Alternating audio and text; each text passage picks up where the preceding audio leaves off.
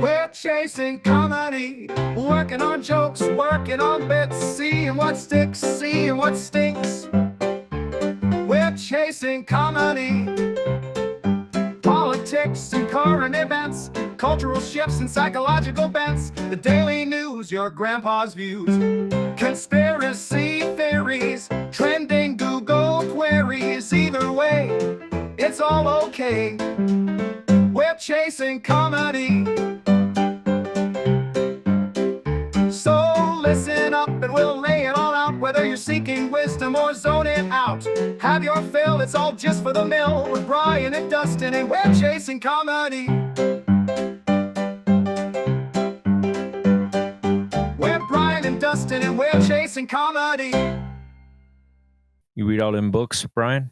You read all them books on your shelf? Goddamn every one, son. Every one of them books is committed to memory. When you ask me a quiz, want to get one for you? Let me get what we got here. Let's see what you got there. Pull a book. Let me see there. Randomly. This here's the Twilight Zone companion right here. Oh, wow. I would love that. To be honest with you, I would love that. Are you a Twilight guy? On every Twilight Zone episode. Are you crazy for Twilight Zone? I am. I love it. Yeah. Love the Twilight Zone. Love the Twilight Zone. That should be the podcast. We just talk Twilight Zone episode. Oh yeah, that's actually good. Brian's bookshelf. That's the whole episode. How about this one?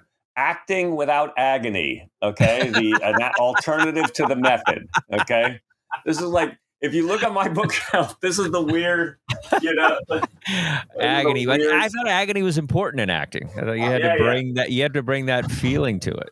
And we got Hamlet right here. Right? Hamlet right here. Speaking of agony, holy crap! Yeah. And speaking one more. Of Give me one more. What do you got? Speaking of this podcast, the culture of narcissism, American life in an age of diminishing expectations. Christopher Lack. Wow, that's phenomenal book. Wow, that's my bio right there. That's amazing. There you go. I love buying books, and then you just just something about buying a book. You feel like you've done something, like you've upgraded yourself that day when you go into a bookstore, and you just buy a book, and then when you don't read it, you still feel like, I never feel bad about not reading. I have some books I haven't read, but I still feel I'm going to get to it. There's going to be a flood or a hurricane, or there's going to be something that's happening where I'm going to be stuck and, I can't leave. Somewhere. Like I'm going to get to that. I'm going to get to that damn book. Well, that's what the pandemic was. I was just like, I'm just going to read. And then, of course, I just streamed Tiger King and every other crappy thing for like a year and a half. But initially, remember that? It was like going to prison or something. You're like, I'm gonna do push-ups and read every day. I don't know. I'm going to prison and do push-ups in the yard. Right? I'm gonna get in shape. I'm gonna take advantage of this time, and I'm gonna get my goddamn GED, and I'm gonna get my pecs in shape. Yeah. Right? Well, I'm gonna read the classics, and I'm gonna have abs. That was the goal, and none of those happened. Well, it's funny. Me and Gail went to see Great Gatsby on Broadway. And so I got out the Great Gatsby to read again. Nice. And I started reading it, and it's great. It's just great. But the play itself is the music. It's a musical. Yeah. And on Broadway, and it's great. The story itself is kind of lame because they decided to, I don't know, take some of the commentary, the social commentary out of it, because he was trashing everybody in that book. If you know the book, it's just a bunch of shallow, And they decided to make the play, take some of the edge off of that. Like they make the women. When you sing it, you take the edge off. Yes, that's right. That's right. When you burst into song, it kind of it doesn't have the same impact. You do the Holocaust musical, and then you're singing. It's not as bad just because they're singing. Yeah. If you're dancing in the on your way to the chambers, I think that's what Sound of Music was actually, right? They added a musical and like the invasion of the Nazis. Am I getting that wrong? I don't know. Wait a minute, a musical? The Sound of Music, the movie. Is it that kind of what it's about? Oh yeah, there's Nazis in the background of that film. But then they're like singing to birds. I don't know. I hadn't seen it in a while. That's what they're doing. They're She's singing doing to this. birds while the She's just, Nazi death going around in a cancers. circle. I don't know. It's been a Yeah. while. That's funny because that's one of those films that I obviously saw as a child. I have no memory and I don't really know the plot. And the only thing I Yeah. know is I keep seeing Julie Andrews singing in a field. And Yeah. and then I go, wait a minute, and I keep forgetting the Nazi angle on in the Sound of Music. There's a Nazi. I feel I know people I know all of our viewers and listeners are right now going, wait a minute, Brian, you don't know the story that there's not. I don't know. Did the Nazis arrest Julie Andrews at the end? I don't know. I don't either. I just know that she survives through song, and like apparently that's how you get through something like that. I don't know. Right. It's basically the same like story as what was that? The Beautiful Life or whatever. It's the same. That's the same concept too. I think Life is Beautiful. Yeah. Life is Beautiful, where he's basically he's just pantomiming a clown stuff, or it's the same kind of thing. He wasn't singing, but he was pantomiming. Is that right? Yes. I don't know. That's a metaphor for. He was making his son smile and laugh, and that was basically yes. I don't know. To me, that movie is nothing more than a metaphor for the prom shows at Dangerfields. Okay, well, let's explain that. Let's explain that real quick to viewers. So there's this thing that you do when you first start in comedy. Mostly, I would feel in New York City. There's a few other towns that might do it, but New York is built for this. And so what happens is it's prom season where kids go to prom, but it's not just prom. It's not like 17-year-olds senior year. It's everything from like junior school prom all the way up to senior or whatever. And so what happens is these kids all get limos, and their parents don't want them going to hotels. And so what happens is they go to comedy shows that start specifically for the prom kids. So they start, but you don't know when they're going to start. And here's the insight that I have, because I'm an insider when it comes to running comedy clubs. So all the managers of the comedy clubs, we all have a deal with the limo drivers. And we have there's like a 50 thing where we tip them out and stuff if they bring the kids to the comedy club.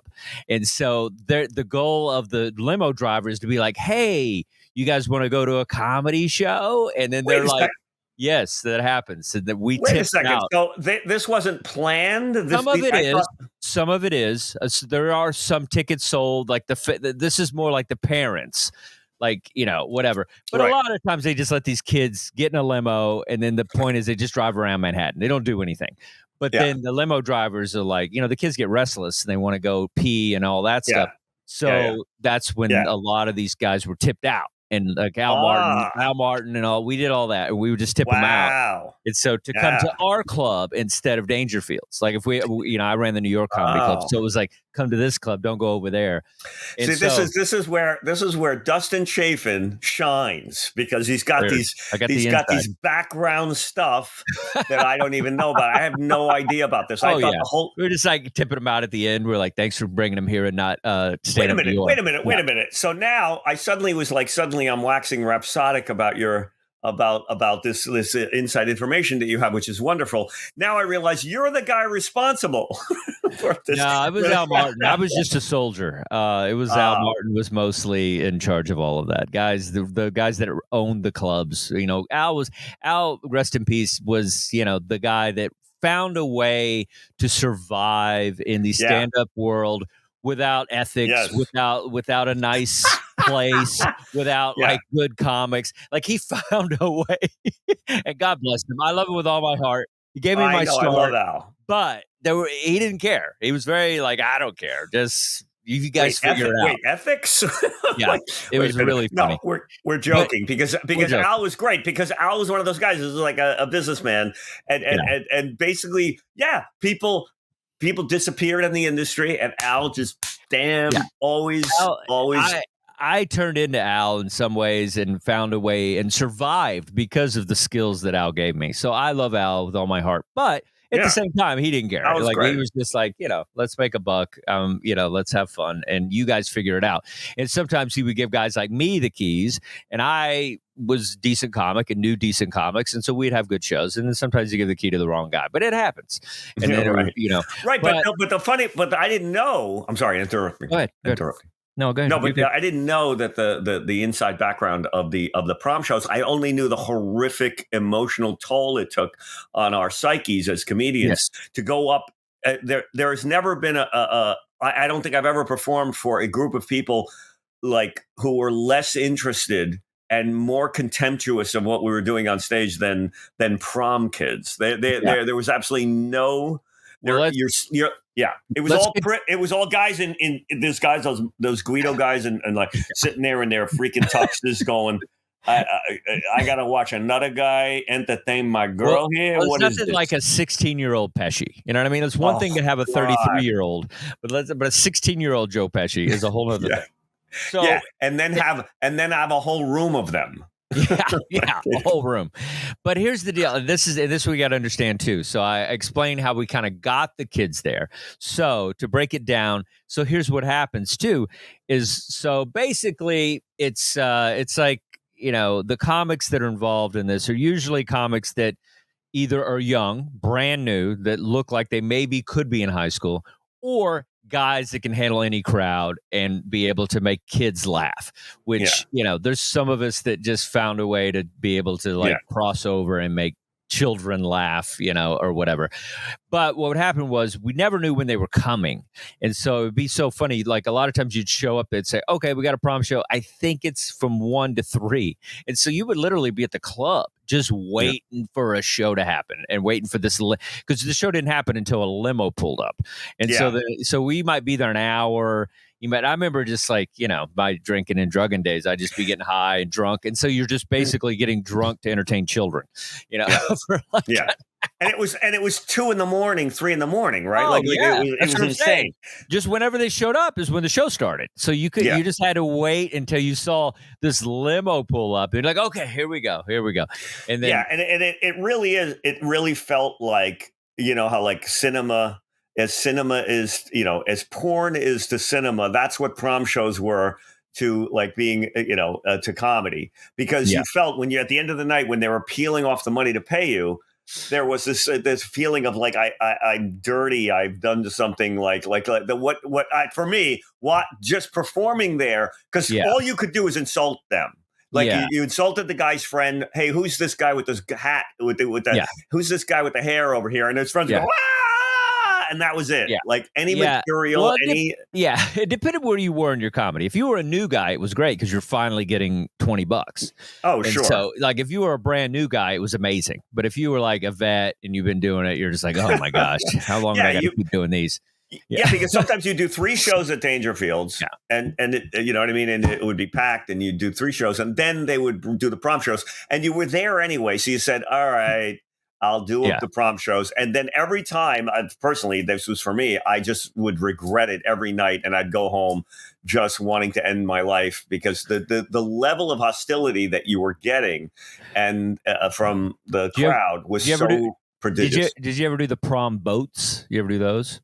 I think I did one of those. Oh man, those were worse. Dangerfields was a cakewalk. Like being in a club was great because you could leave, you could cancel, you could smoke a cigarette, you could whatever. Right. But on a boat, you're stuck. You're stuck on a boat. So when you bomb, which sometimes, like I figured out, like what you were saying, like do the crowd work, crap on them, whatever. Like that's how you kind of like figured it out. But there in the beginning, I didn't. I just tried to, you know, my material's young and hip, and I would try to like win them over with some, you know, musical reference or something that I felt like I was still in it, you know. But you're stuck on the boat, so you'd bomb. And then they would just see these kids being like, "Oh, that was rough," and they're like just insulting you slightly as they walk by you, and you can't go anywhere. You just want to jump into the Hudson, like you're just like, I can't take it. Well, I got one better. I got one better because I did a prom show. They're gonna say prom helicopter or something. I went to their prom. Okay? You went to the prom. Oh wow. Oh no, they hired me to do someone's prom, and it's still. I get PTSD flashbacks from this show. Still, I get like my back starts to arch. I need to do EMDR, rapid eye movement therapy, to heal the trauma of this, because I literally I've never been so hated in a room. Oh, they, wow. they were dancing, and then they put me on. Now, this was early in my career when I had not had a lot of experience doing alternate venues. I just done clubs, and they said, all right, now we're going to have a comedian. And I walked on, and I have never been so like, why is this guy here? What is going on? They told me not to curse. I ended up saying the F word. I ended up saying the F word, and they handed me a note saying, get off, right? right. Get off. And it was bad. That's so amazing. Cause it's like a lot of times we get notes like, hey, so-and-so's late, or like stretch, and you got, I think Tony Camacho yeah, I know. I think Tony Camacho booked me on it. And I think that, I vaguely remember, I think I didn't take money for it. And I, to this day, I regret that, because I said, I don't want you to give me any money for it, because it was always take money. My favorite Dave Chappelle quote, I'm like Evel Knievel. I get paid to attempt. I don't know how this is going to go.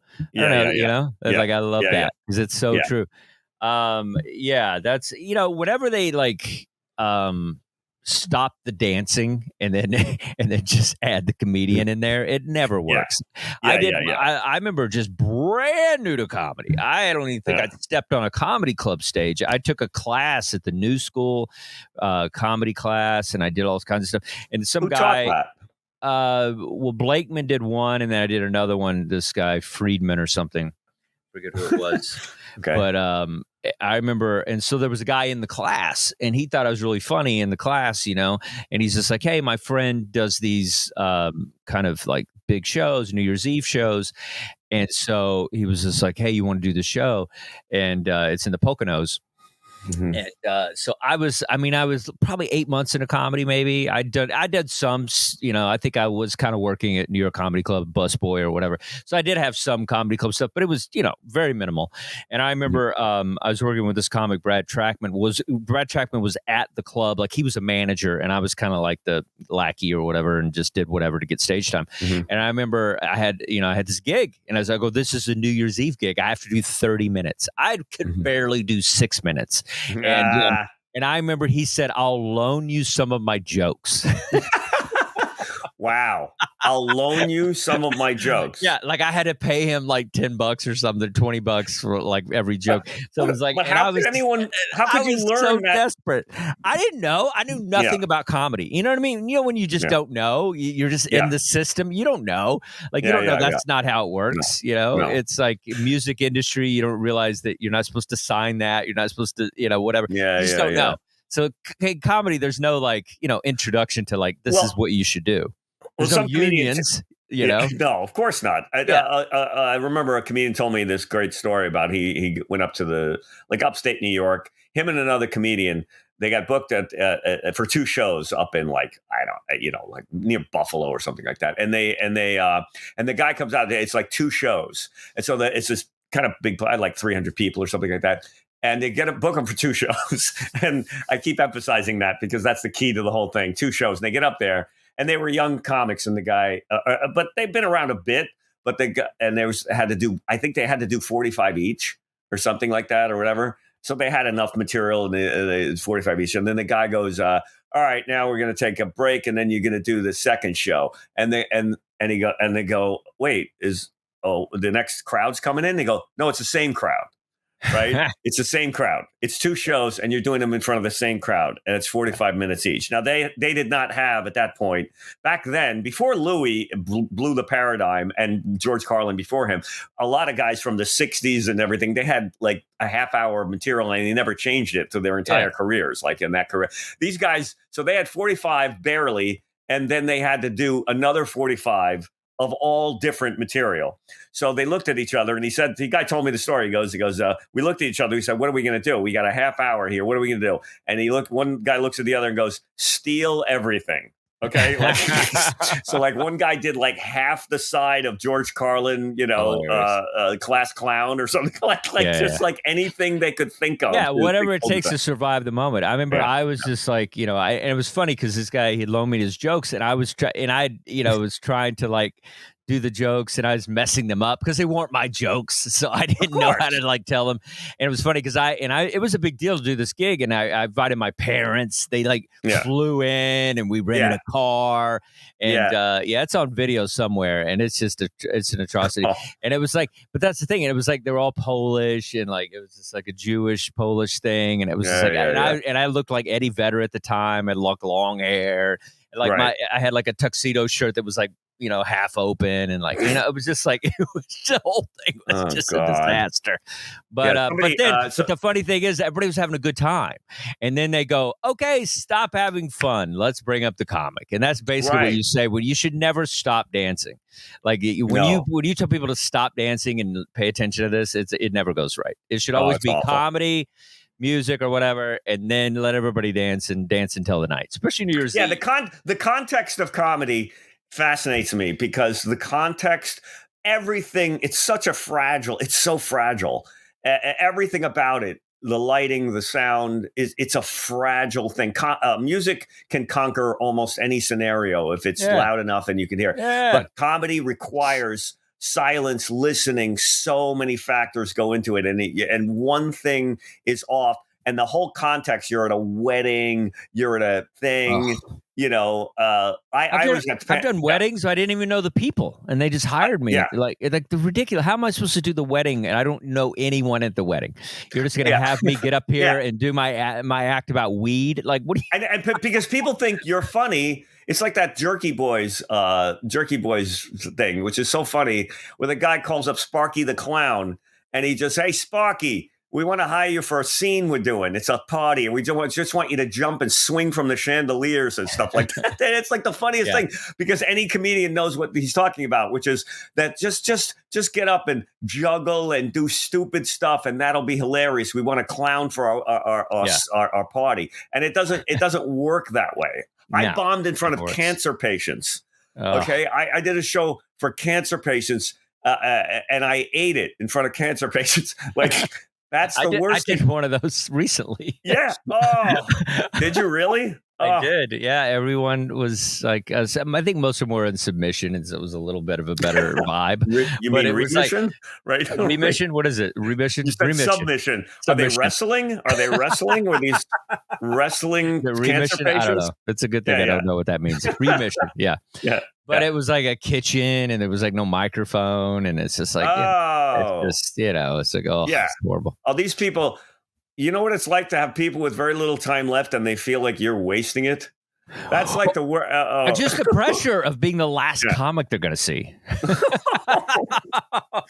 Oh, God. Can you imagine like your last band is like, you know, Corey Feldman or something? You know what I mean? Like, it's just hilarious. Imagine bombing in front of people who are dying. Okay, it's just like the last comic. That's hilarious to me. And all they're doing is looking at their, oh my God, the little time they have left, and you're ruining it. This is who I get. This is exactly right. Those Make-A-Wish kids get like, you know, they actually get. I do a bit about that because about that show. That kind of works. It's really dark, but it really works. Speaking of bits, cancer show. About the cancer show. Cancer show. Yeah. And you just talk about like bombing, or like how do you frame it? I just go, you guys can't hurt me, because usually I say to the crowd, I go, I've had rough shows. You know, I bombed in front of I was hired to entertain cancer patients. They said, bring the gift of laughter.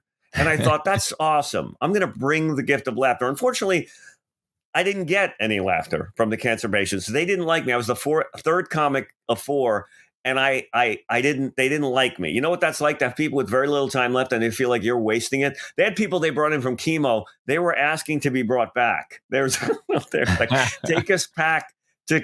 There was a guy in a gurney in the back yelling, "I want to die." Okay, and I wanted to trade places with him. You know, like I wrote all these jokes. Specifically for it. That like people. You know what? You have not bombed until you've been heckled by a guy on a ventilator. Okay, which is really funny in theory, but it's so outlandishly over-exaggerated that it doesn't. That joke very rarely gets a laugh. Yeah. I even go. you suck. You know, like get off the stage, and that doesn't get a laugh. And I never understood why. It's such a dark image, you know. So yeah, anyway, well, it is interesting when it's just like I do a lot of senior living spaces and stuff. Like you know, they'll have like the community center, and then they'll have like a comedy show. Yeah, and sometimes people will be a little offended, or they're just bored, or whatever. And then just to have instead of walking out, they just scooter out, and it's just the funniest thing where you're just. You're up there, and they're just like, and it takes them like an hour to leave. Yeah. You just like you rolled the crowd. There's like, it's just really they didn't walk out; they rolled out. Right? They walked. I had people rolling out like a migrant caravan of walkouts. Right. Anyway, so what do you got? What do you got this week? What do you got? What are you doing? What are you working on? What am I working on? Okay, so let's see. What am I working on? Brian forgot what the show was. All right, I know. I forgot what the show was. Every time he forgets. Yeah. So but I'm avoiding. I'm trying to avoid the political stuff. Yeah, nobody wants that. Let's not. But I mean, there's jokes. I'm not even doing any political commentary. I just. I mean, it's up to you. Whatever. Brian's not a big fan. I mean, Brian. Jesus. Adam's not a big fan. I've been talked to. He gets honest. He's like, "You guys want me to produce a show? How about back it up off the politics? All right." That's what he said to me, and then he like punched me virtually. Oh, okay. Yeah. Okay. Well, I still have another. We're back to. Come on. Well, no. I go on stage and I said we're in the last season of America the sitcom. Okay. Okay. The ratings have dropped. The plots are getting weirder. No, okay, not even that. If you really want to work on a bit, it's like I one of my biggest problems is not like I can write. It's trying to find the connective tissue around jokes. That's why, like those new joke nights where I go to them, I don't have a problem with it. The jokes are not the problems. Sometimes for me, it's the why is this bit here? Where does it fit? How do I get into it? It's all the connective tissue. Like I want new segue night. You know, like I want. How do you get into this? I want stretch it out night where it's just like because I have one good joke, but I want it to be a bigger joke. Yeah, you know? like I have a thing where I say to the crowd that I've been doing this forever. It's like I don't have to write jokes anymore. New York City just writes the jokes for me. Okay. Yeah. And that's a segue to get to something else. But I don't like that. I never did because it's not that funny or it's not that creative. Like I want something like I don't have to write jokes anymore. Real life is writing them for me. That sucks. Like regular people are funnier than I am. People that I'm in a comedy team with everybody I'm talking to. You know what I'm saying? These are all constructs rather than jokes to get me into the jokes. I already have the jokes, which is a series of jokes where I'm interacting with people saying crazy stuff, right? Like I go to the bank and the woman goes, I said, I want change of a 50. She says, do you want 2 20s and a 10? I'm like, no, give me a half a roll of dimes, 3 ones, 2 Susan B. Anthony dollars, 4 Bitcoin, 2 Indian head nickels and a satchel of gold doubloons. By the way, a satchel of gold doubloons never gets a laugh. I thought that was so funny when I wrote it. Why are you so mean to that lady? Why are you so mean to that lady? Yeah. She's just trying. Why are you so mean to that lady? She's just trying to look out for you. Exactly. People get mad at me. I have to frame that. Yes, you're absolutely right. Nugget of gold is funny, or nugget of silver or something. Something about like a metal, a precious metal too is funny. Do people say Indian head nickels is like that the better ending? Because Buffalo nickel is what they call it. They don't call it Indian nickel. It's Buffalo nickels. But does anyone know what that is other than coin collector? Yeah. They still have them. They still but isn't there a better reference like a bag of stuff from a pirate ship like gold doubloons? I thought that's so funny. Never works ever. Nobody knows what that is. You're too intellectual for these people. It's the you're at a place. Your place that says comedy on a sign behind you. You think they're going to get that word? I just thought that's funny. Yeah, you're not at the Mark Twain, laugh off. Like I know. I thought maybe it's called watching. I used to watch. Yeah, thank you. The Mark Twain. Yes, I know. Yeah, Jonathan Swift. You gotta, bring it down, especially now. You gotta bring it down a little bit. Well, that's what we're here for. So what's the final salvo in that list of things? Half a roll of dimes, 3 ones, 2 Susan B. Anthony dollars might be funny. Like the ending on Susan B. Anthony dollars, and 4 Susan B. Anthony dollars. Shekels. What are words for like shekels is an old word. 20 lira. I mean, you could pesos. Do foreign currency. You could do foreign currency, sure. But I feel like no. I like the idea of like a piece of copper or something, like some sort of like a bag of something is funny. Just not whatever that word is you said. Remember Krugerrands? That was actually a really... Or you drop the word and then you explain what it is, because that's always funny to me. I like it when comedians do that. I think that's funny, where you're just like, it's a thing on the ship, or whatever. Oh, wait, no, say it. I don't know what you mean. Well, what's the word again? Doubloons. Gold doubloons. Explain what that is, because I don't know. Okay, got it. Wait, I think Adam's checking in on us. He said doubloons. Adam, tell us what a doubloons is. I don't think Brian knows either. Oh no, I know what they are. There you go. Oh, that's a doubloon. Yeah, it's the coins you would find in a treasure chest. Yes, that's what it was. I thought people saw the pirate movies, Pirates of the Caribbean. I thought they mentioned that. I don't even know, but it never, not one time has it ever worked, and I keep doing it. Why would it work? Why would it work? Nobody knows that stuff. I don't know this. I didn't know what you were talking about. I had no idea. That's how I just like in your own I just head. let you go. I don't know. No, I just let you go. I don't know what you're talking about. I just I know what the idea of it is, but I don't know what looks like. Okay, or anything. So this is the point. So you got 3, 4, 5 things. I am the comedy audience, so just so you know. Yes. And most people are about my level. So then, if you got 3, 4, 5 things, you got to end on something funny. So I guess 2 Susan B. Anthony dollars is I know that's a lot of syllables and there's nothing funny in that, but 4 Susan B. Anthony dollars. It needs something. I think you need more brow. Like I'm not furrowing my brow. That's how I think, Goofy. But what are we dating? I just saw I saw disgust. I don't know. Maybe I'm projecting. Yeah, okay, I'll do the dishes. Don't get mad at me. It's called pensive thinking. But like even like a like I don't know. I was just thinking like fur trade or something like what even beyond like a rabbit skin or something. I don't know. Just something about like even going further to what the currency was. No, I used to say twigs and a bird's nest. I used to say bird waddle. I used to say twigs and some match. But like I used to say like that never worked. A rabbit skin or something. I actually, like a rabbit's foot. What could pass for currency? Monopoly money. None of this sounds like the punchline that I'm looking for. But for whatever reason, Susan B. Anthony dollar always gets a laugh because if people hate those things. So if I ended it on Susan B. Anthony dollar, Canadian quarter. Canadian. And so, do you have any Canadian money back there? Quarter is a good word. Canadian quarter. Do you have a few Canadian quarters you can throw in there? Strong. That's got 2K sounds. That's kind of funny. Quarters. Yeah. So it's Canadian quarters. Yeah. I mean, this bit is like one of those bits that I'm too hostile to the woman. You're right. I'm yelling at the woman and you're mad for no reason. So the joke is about why are you so upset? It's not, because New York makes you this way. Maybe that's it. Well, but that's exactly. That is very astute because that's the problem. I used to do it.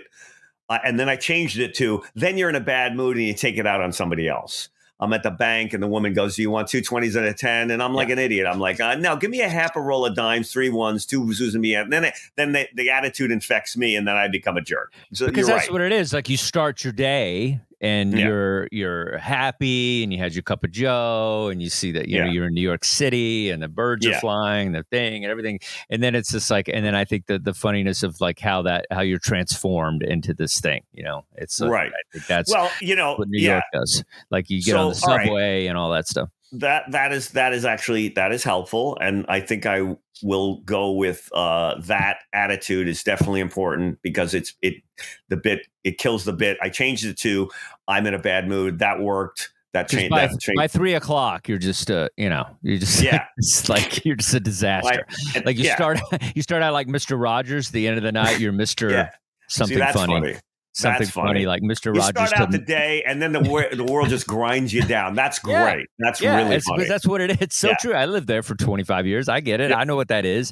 It's like you start out, you're like, yay, and then you walk out the door. Somebody poops on your shoe. There's a thing and a thing. There's something about that, like rah, rah, rah, and I go to the bank and the thing and whatever. It's like all that just kind of goes out the window. You hold the door for somebody, and then nobody thanks you. Nobody gives you, blah, blah, blah. Just all that, like the rudeness, just, it's like, you start out, you're a good guy. You start out as Mr. Rogers, and by the end of the day, you're the Hulk or something. Or like Hannibal Lecter, but you don't want to say something just irritable and angry and yelling at people, and I'm at the bank, and you want to maintain a positive demeanor, but the world just grinds you down and eventually turns you into one of those people. I assume the Scrooge lived in New York for at least a few years. Ebenezer Scrooge is a good, That's a good reference. Ebenezer Scrooge. I'm sure he lived in Midtown at some point in his life. Something like that. Yeah. You just become like this. I'm walking here. You become this. I'm walking here. Wait, how did Scrooge become Ratso Rizzo? Think about it. It's kind of like it seems like it would happen if he ran out of money. He would be Ratso. Yeah.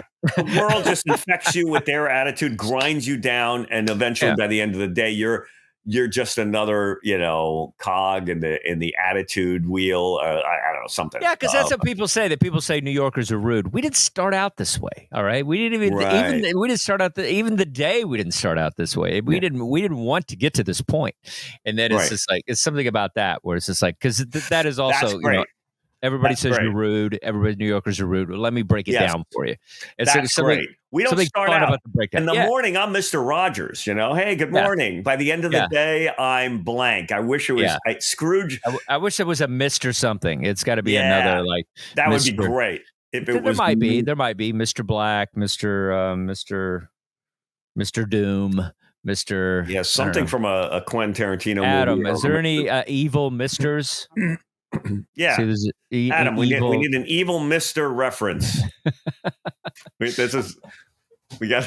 Let me see if I can find one. Look at that handsome man just popping up like that. I like it. Mr. Rogers, and then at the end of the evil misters. Yeah, like 8 hours later, end of day, EOD, end of day. I'm Mr.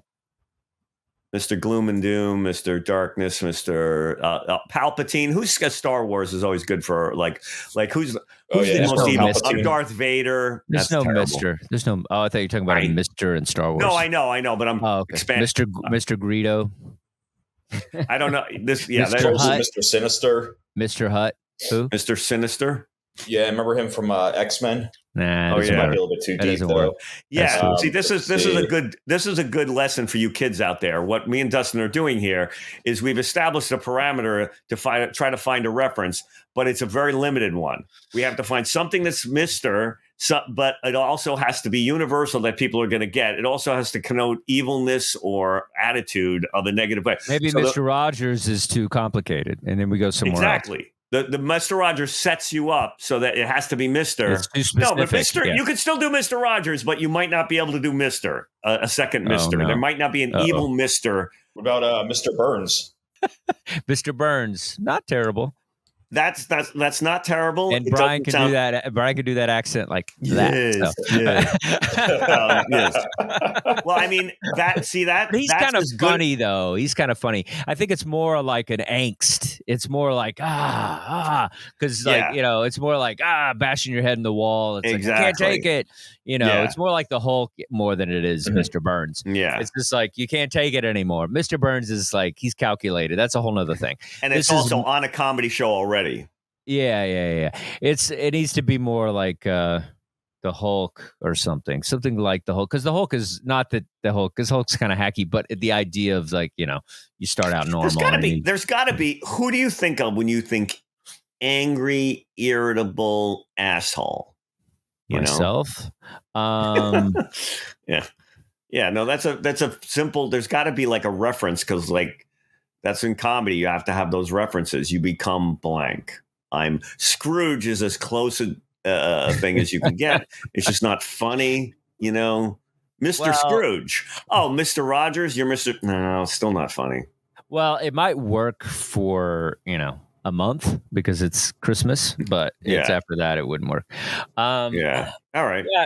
I don't know. I mean, maybe it's just a description of what you are. You know, you start out like Mr. Rogers, you're all happy. At the end of the day, you're just like this, like, you know, almost like introverted and crazy, and like you're just yelling at people, and you don't even have to have a name. It's more about what it is you're becoming. Yeah. You know, you're this you could vile, say, I mean, rude. I'm Dr. Jekyll, and by the end of the day, I'm Mr. Hyde. You know, like I'm the darkness. Yeah. I'm the bluebird of light, and then at the end of the day, I'm the Prince of Darkness. Prince of Darkness is an ending. Prince of Darkness. You love that's your favorite. You love that. You bring that up a lot. You love Prince of Darkness. I've heard it at least 6 times. So you love it.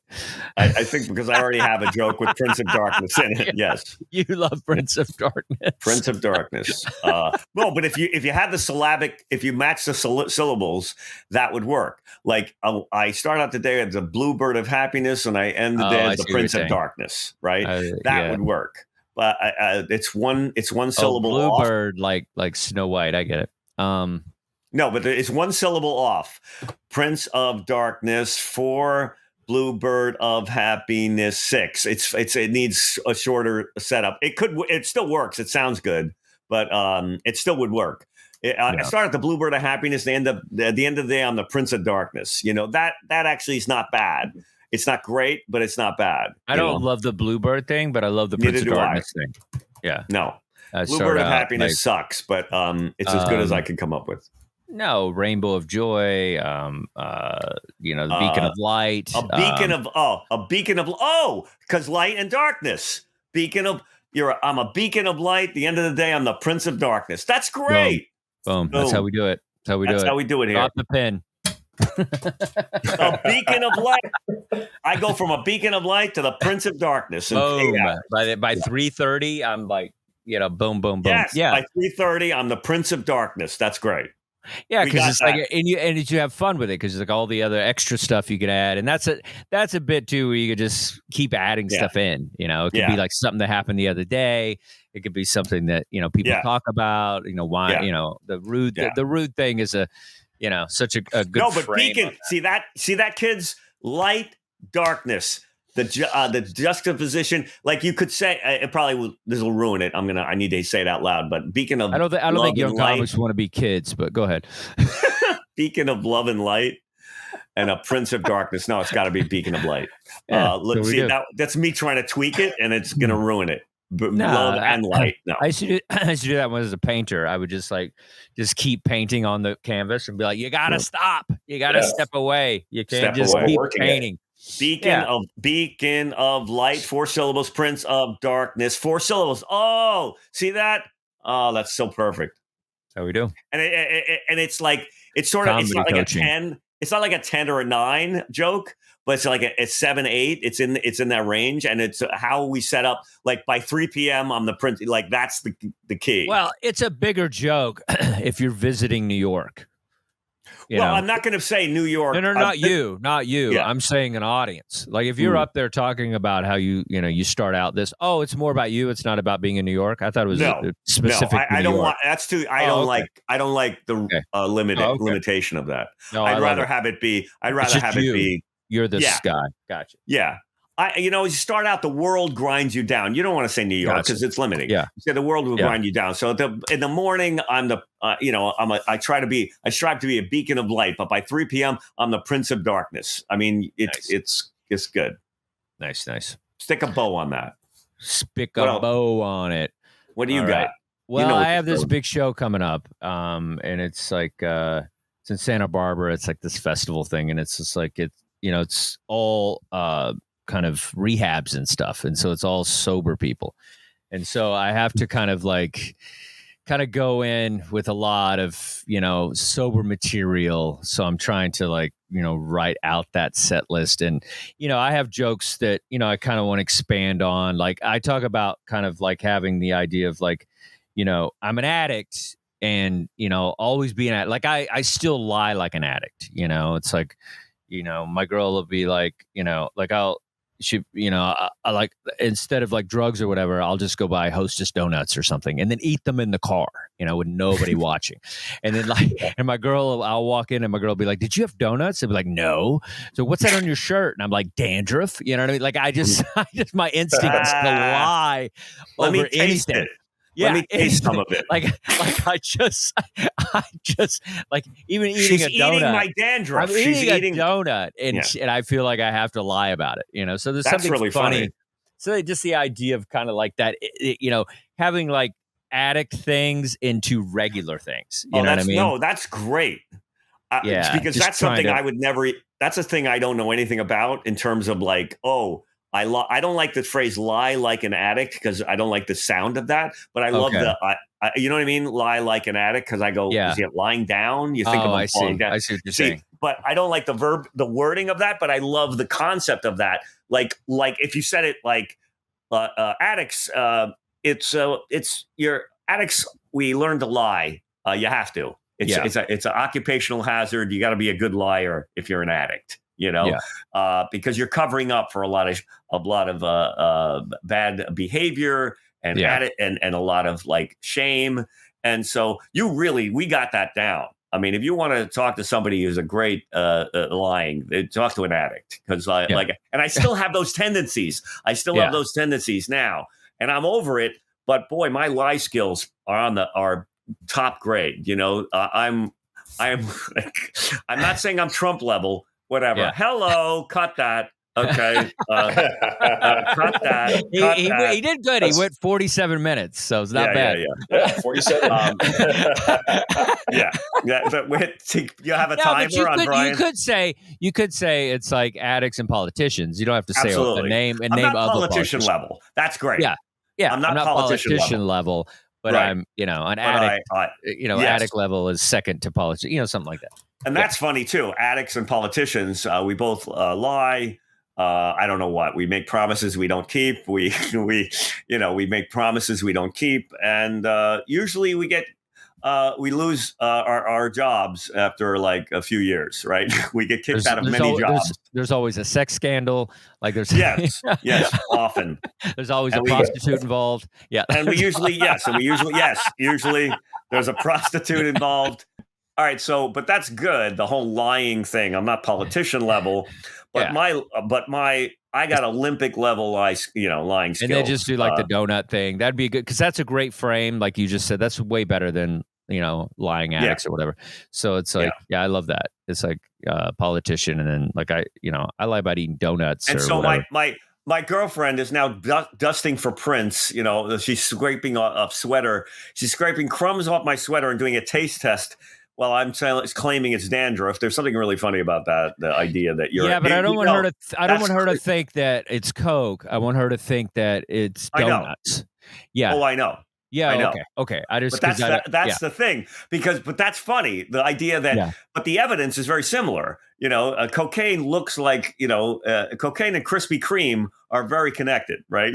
Something funny about Krispy Kreme. And I used to do cocaine. Cocaine's easier to quit. Yeah. Yes, but I used to do Krispy Kreme. I used to do cocaine. Now it's Krispy Kreme, and the evidence is the same. The flakes they're both leave white powder are very involved in both of them, right? Like there's something funny about the idea that the white powder gets you in trouble in both of those cases. What's it? Powdered donuts, white powder. The powdered donuts it really is my Achilles heel. Like I could eat a whole bag of those Hostess powdered donuts when they're fresh. Forget it, dude. I know, but that's so funny. They're amazing. Yes. Oh, yeah. But that's the idea that the evidence and the white powder. I can't get away from white powder. there's something funny about the fact that white powder is the connective tissue between Krispy I love Kreme. eating it like alone in my car, like in the dark. Like there's something kind of funny about that too. Yes, but the evidence that you have to cover up is the same. White powder in both instances is on your shirt. The same thing that I was eating Krispy Kreme or doing Coke. There was white powder on my shirt that my girlfriend caught me doing. Right, something about that is really funny. That in both instances. There's evidence. The evidence is white powder that I'm being accused of. Something like that. Yeah, it's always, even when you're clean, you always still got to deal with white powder or something. Something like just even or the evidence. And I'm getting in trouble because she found white powder on my shirt, which was the same thing that I used to do when I got cocaine. But of course, this time I didn't get fired. That's kind of funny. Yeah, but I didn't lose my job over it. Okay, something like that. Something silly. Not only did I didn't lose my job, but I gained 5 pounds. You know what I mean? Something like that. I lost 5 jobs, but over cocaine, but I gained 5 pounds at one trip to Krispy Kreme. Krispy Kreme is a great reference. 2 Ks and you can't beat that, right? Be specific and white powder. I just don't think they have powdered donuts. That's the only thing. Sure they do. No, they don't. They have 4. They have. Do I they? know. I don't think they do. Have them. Huh? Stretch the. They have do them? they? Yeah. Do they? Yeah. Crispy. It's called Crispy Juniors. And they're powdered. Powdered. Yep. I want to see that. I don't believe you. I don't believe you. I want to see it. All right. Okay. Now, I just want to see it. I just want to see it. I'm like, now you're accusing Adam of lying. That's projection, Dustin. I just want to see it. I just want to see it. No, I've never seen it. This is it's like they have Dustin, chocolate, they have plain, and then they have jelly. Yeah, that's all I know. No, but Dustin, this is a case where earlier you said doubloons. Nobody knows doubloons. You don't know that people are going to think that they're not. No one thinks that they don't have powdered donuts. Oh, okay. I see what you're saying. Yeah, you're totally right. I just like, because to me the Hostess thing is it's a bag, which is funny. And it's a bag of donuts. Yeah, look at that. Okay. All right. That's the same thing. Okay. Yeah. All right. That's not the ones you. Okay, that's not the one that you. No, they have them. They have. That's in the store, but you don't. I don't think they do powdered at the facility. Yes, they do. Do they? And even if they don't, no one's gonna make that connection, Dustin, brother. Okay. Hear me. Okay, bag of Krispy Kreme donuts. Perfect. I get it. Thank you. Okay, I'll grab it. Just like a kilo of a bag of cocaine. They're both they both have white powder. They're both addictive substances, and they both get me in trouble with my girlfriend. Like that kind of, you know what I mean? Right. That's where you want to go. Like they both get me in trouble with my girlfriend. They both spike your blood sugar. They both cause you to act in dizzying ways and get hopped up. Some kind of where you're jumpy and irritable. Cops try to take both of them from you. Yeah. Oh, there you go. There you go. We got a hack cop reference, but a good one. I love it. That's great. Cops will confiscate either one if they find them in your car. That's fantastic. I love that. I didn't even think of that. That's awesome. And cops will confiscate both of them if they find them in your car. Something like that. You work it out. But that's really funny. I love that. That's really funny. Cops will it's so old school. It's so 1984 comedy. It's so funny. Yeah, exactly. But if you're gonna see, that's the way to do. And I don't even call it hack because in this case, it's really well done. It's a part of a bigger thing. Hack can be if you can make a hack joke good, cool. That's great. Right. And you just did it. Look at that. That's right. It's both of these. There's cocaine. This guy's my nightmare. This guy's my nightmare. I mean, if you can, but if you can build, but Dustin, if you can build that structure, so it's a 3-beat or whatever, where it's like they both end up as evidentiary things. They both make you jittery and jumpy, and they both get compensated by the cops if they find them in your car, right? And they go something like that. Yeah, something silly. I like ending something like that silly because it's because when I'm doing addiction material, it's it's heavy stuff, so it's important to kind of end it light way, perfect. Kind of a fun, silly. That's the perfect ending. Yeah. If you can find the actual ending where the cop confiscates the donuts, that's great. I love it. That's time to make the cocaine. Time, Right. time to make the cocaine. Yeah, it's like Perfect. Walter White. I mean, there's something to be funny. Like, what's Walter? I don't know, something else, Yeah, but whatever. I think we might be going Moving too on. far with it. Moving on. Moving on. Moving on. All right, we got 5 minutes, 4 minutes if you want to throw something out, or I will. Either one. Let's see. Okay, so what do I got? I'm still having trouble with this joke about the third. It's driving me crazy. But well, I have two things. But the one that I said, the world has become. I'm in a sitcom with everyone I'm talking to now. That none of this is good. But me and my friend Mike came up with the idea that we're in the last days of America the sitcom. The plots are getting weirder. They're doing weird stunt casting. The writing's getting stranger, and every day so I got that, and then it goes political a little. Won't talk, but that's irrelevant. But the whole idea that my interactions with people, I'm now the straight guy in a sitcom called Earth or something. Yeah. I love the idea that I'm in that Martians are watching our show and we are a reality show playing in a foreign galaxy somewhere.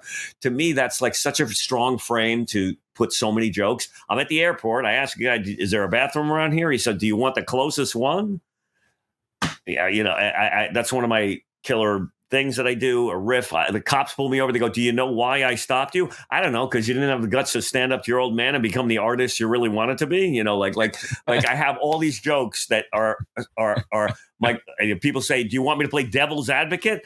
Yeah, that would help me if I knew what Satan's perspective on this was. I love act outs where I'm interacting with people. So that kind of thing. So, but I don't have the actual frame of like, it's America the sitcom. I'm straight man in a world that, you know what I mean? This is a hard one because maybe this isn't right. We jumped the shark, 35 years ago, Right. Like our culture, I have a jump the shark kind of thing, but maybe this is a tough one for the show because it's not really a joke that we're looking for. It's more of a frame, which is hard. Frames are always hard. Well, we may not get it in 2 minutes, but I feel like no, I like the idea. Well, you have such great jokes that are centered around what you think America is. I love your idea. The joke about, because it's like the best joke you have, in my opinion, is the America is a teenager, and so you do that whole thing. You do the whole thing, and so it's very similar to that. So you got to be careful you don't overlap that joke, because that joke explains everything. We're a young country. We complain. Right. We're just like we act like a teenager. Like the whole feeling, and you acting that out is where America's acting out like a 16-year-old. It makes it. It's like you kind of nail it. You kind of nail it in that bit. That's funny. I didn't think of that as part of this, and that's a bit that was part of something else because I would use that to get into CNN guy a lot. And so what you're saying, thank you for that, because that's great. I didn't think of that. But my whole thing about America is a young country. We're trying to impress England, our dad. That was the whole frame of that was, hey, England, did you hear we're going into Afghanistan? We're going to go to Iraq too, man. What do you think, England? And England's like, oh God, what are you doing now? I can't believe it. America, we talked about this. You can't just keep invading and taking over other countries. Oh yeah, England, where do you think we learned that? That's my favorite part of that joke. Right? I love it. That's like, boom, I mean, if you could somehow kind of fuse those two ideas, that could be interesting. Great. That could be interesting. Thank you. Yeah, Perfect. it could be like Love a family ties kind of thing or something, some sort of, What's the family ties thing? What? No, like a family sitcom, like a like a Cosby show, like something that's very You do this sitcom through the teenager angle, and maybe somehow get it to the whole family. Oh, that's great. I'm going to bring that back. I love it. I love it. All right, everybody. Thank you for listening and watching Chasing Comedy. We hope you find it when you're out there chasing it, because that's our goal. We're like tornado chasers, That's what I feel like. That's We're in a truck. We're in a truck, and there's just premises going by. We're like, get that one. I know. That's it. Grab it. Yes, exactly. Get that. Put on the machine. Let's get it. Get it. That's what we're doing. Constantly trying to find the joke. I know. And we got to get people to send in their jokes so we can fix or tweak them. Eventually, you know? let's get the body of work out there, and then we'll bring people in. Right now, we're laying down the goods for the peeps. Yeah. Okay. But thank you, everybody. Chasing Comedy. Follow us on all the stuff. Yeah. And Brian Scott McFadden. Leave good reviews. Please subscribe. We need to. Yes, That's what helps us. Check us out. Well, folks, that's our show. It's time for us to go. Make sure to follow us, give us a like, drop us a comment, and always subscribe. We're at Chasing Comedy on all the socials. We hope you had a gas, had some laughs, and maybe you learned something too. Until next time, we're Brian and Dustin, and we're Chasing Comedy.